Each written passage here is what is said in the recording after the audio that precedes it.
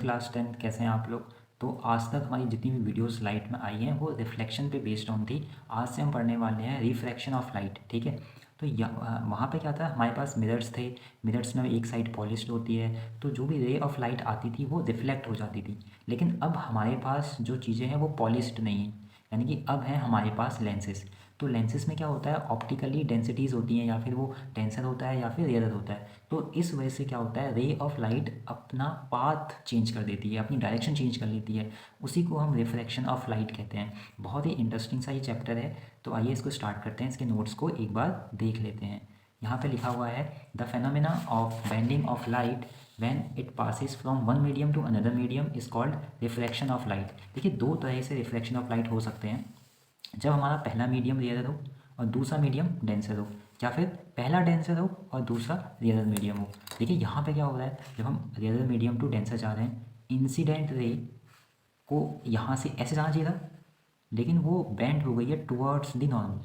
देखिए आप, और यहाँ पे क्या हुआ, ये इंसिडेंट रे है। ठीक है, ये इंसिडेंट रे है और इसको जाना चाहिए था ऐसे, लेकिन आफ्टर रिफ्रैक्शन ये अवे फ्रॉम द नॉर्मल चली गई। देखिए आप, जब डेंसर से हम रेयर मीडियम में जा रहे हैं। अच्छा, पता है हो क्या रहा होगा, ये मीडियम कैसा है, रेयर है। ये मीडियम कैसा है, डेंसर है। तो ये जो ज़्यादा डेंसर वाला मीडियम है, यहाँ पे इसकी स्पीड स्लो हो गई होगी लाइट की। इस वजह से स्पीड स्लो हो गई, तो ये नॉर्मल की तरफ क्या हो गया, बेंड हो गया है। यहाँ पे क्या हुआ होगा, देखिए पहले डेंसर मीडियम में स्पीड कम रही होगी, और एकदम से जैसे रेयर मीडियम आया होगा स्पीड बढ़ गई होगी, और ये नॉर्मल से अवे हो गया। देखिए यहाँ पे क्या लिखा हुआ है, when light rays travels from rarer to denser medium it bends towards the normal। यही बात मैंने भी आपको बताई। और यहाँ पे लिखा हुआ है when light rays travels from denser to rarer medium it bends away from normal। ये नॉर्मल के अवे बेंड होती है, आपने डायग्राम में भी देख लिया होगा। तो ये था रिफ्लेक्शन ऑफ लाइट, यानी कि जब मीडियम्स अलग अलग हों। ठीक है, ऐसा देखिए कहाँ कहाँ पे हो सकता है, ऐसा बहुत जगह पे हो सकता है। जैसे आप इमेजिन कीजिए, ठीक है, कि ये कोई एक ग्लास रखा हुआ है और इसमें क्या है, वाटर। ये क्या हुआ है, इसमें वाटर है। तो रे ऑफ लाइट आएगी। ठीक है, ये रे ऑफ लाइट आई, तो ये कौन सा मीडियम था, रेयर। और ये कंपैरेटिवली कैसा होगा, डेंसर होगा। तो रेयर मीडियम से कौन से मीडियम में आ रही है, डेंसर में आ रही है, तो क्या होगा, बेंड हो जाएगी टुवर्ड्स नॉर्मल। ये पहला वाला केस। तो ऐसे बहुत सारे केसेस हैं। या फिर आप सोचिए कि मैं, यही ग्लास है, यहाँ से रे ऑफ लाइट आएगी, तो ये क्या थी, एयर। एयर क्या होती है, रेयर होती है। और ये क्या आ गया, यहाँ पे मिरर आ गया, कांच आ गया। तो यहाँ पे भी क्या होगा, चेंज हो जाएगी डायरेक्शन, उसका जो पाथ है लाइट का वो चेंज हो जाएगा। तो ये फेनोमेना बेंडिंग ऑफ लाइट क्या कहलाता है, रिफ्रैक्शन ऑफ लाइट कहलाता है। ठीक है, आइए अब हम जान लेते हैं कि इसके लॉज क्या क्या हैं। Laws of refraction, the following are laws of refraction of light. Number 1, the incident ray, the refracted ray and the normal to the interface of two transparent medium at the point of interface all lie in the same plane. जैसे reflection of light में पढ़ाया था, वैसा ही है कि incident ray, reflected ray और normal एक ही plane पे लाई करते हैं। नंबर 2, स्नेल्स लॉ भी हम इसे बोलते हैं, बहुत ही ज़्यादा फेमस है।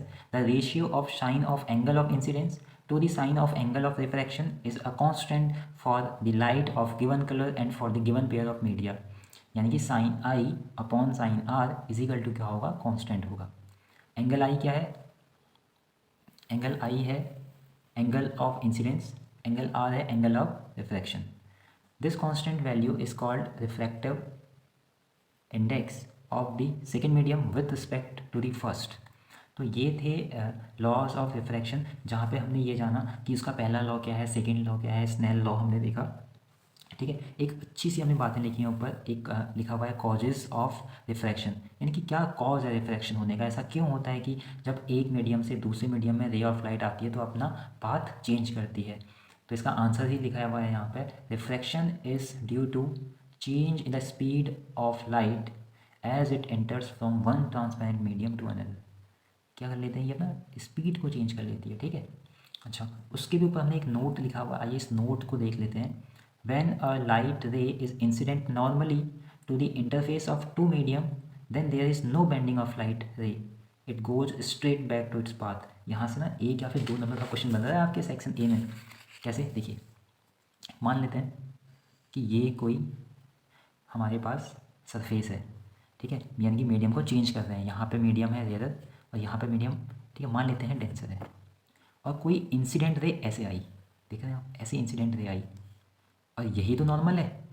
तो आफ्टर रिफ्रैक्शन वो ऐसे ही जाएगी, यानी कि यहाँ पे एंगल आई कितना है 0 और यहाँ पे एंगल आर भी कितना है 0। तो यही बात यहाँ पे लिखी हुई है कि वो स्ट्रेट चली जाएगी, ठीक है, स्ट्रेट जाएगी यहाँ पे ऐसे। तो आज की इस वीडियो में हमने पढ़ा रिफ्रैक्शन ऑफ लाइट और उसके क्या क्या लॉज हैं, उसका क्या कॉज है, और हमने एक स्पेशल केस भी यहाँ पे देखा कि जब नॉर्मली रे ऑफ लाइट आएगी तो वो उसी मीडियम में मतलब वैसे ही स्ट्रेट चली जाएगी, कोई भी बेंडिंग उसमें नहीं आएगी, क्योंकि एंगल आई और एंगल आर दोनों ही यहाँ पे क्या है 0 है। इस वीडियो में इतना ही है, आने वाली वीडियोज़ में हम आपको कुछ और कॉन्सेप्ट्स के साथ मिलेंगे। तब तक के लिए goodbye, thank you so much.